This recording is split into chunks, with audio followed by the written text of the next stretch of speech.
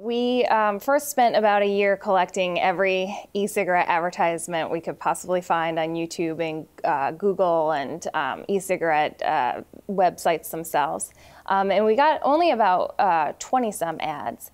And then we filtered through them so that we only used the ones that were between 20 seconds and a minute long, just to keep the timing consistent.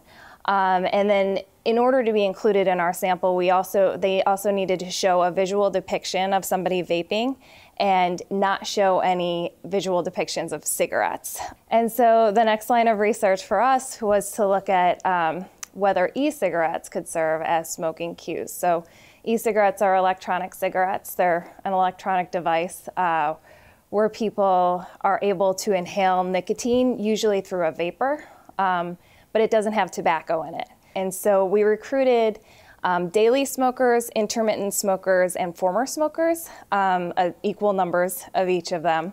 So daily smokers smoke every day, intermittent smokers smoke some days, and former smokers do not smoke at all, but at some point in their life did smoke every day and they haven't smoked in at least 3 months. Smokers and intermittent smokers and former smokers were randomly assigned to either the cue condition, the no cue condition, or the no ad condition.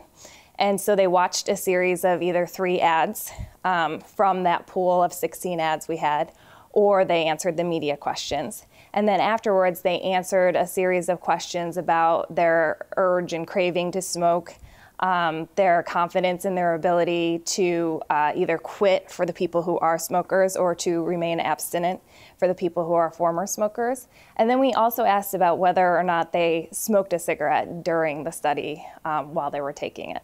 I think there are 2 very important effects from this study.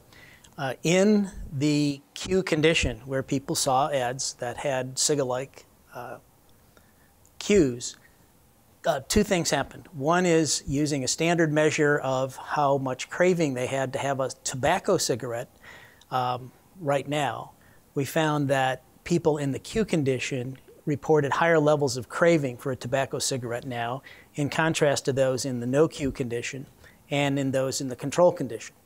And so what this means is that the presence of the visuals in the cue condition enhance the likelihood of craving for, in this case, smokers. Daily smokers. For daily smokers, not for intermittent smokers. So in some senses, the craving levels that had been experienced by the daily smokers in the cue condition translated into behavior.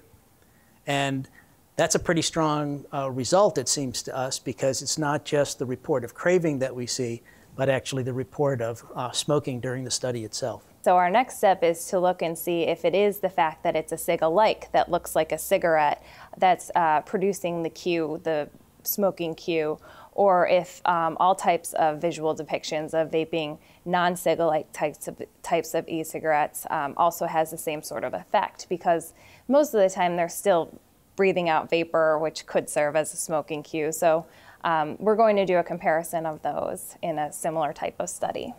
And I think that's a particularly important point to reinforce.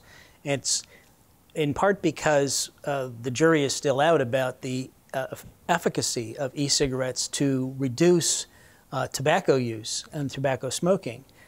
If it turns out to be the case that e-cigarettes are a good vehicle for reducing tobacco addiction, then we may not want to stand in the way of advertising e-cigarettes, but it doesn't mean that we couldn't carry out that advertising without the vaping cues in order to not have these deleterious consequences for former smokers about their efficacy and current smokers in terms of their craving for tobacco cigarettes.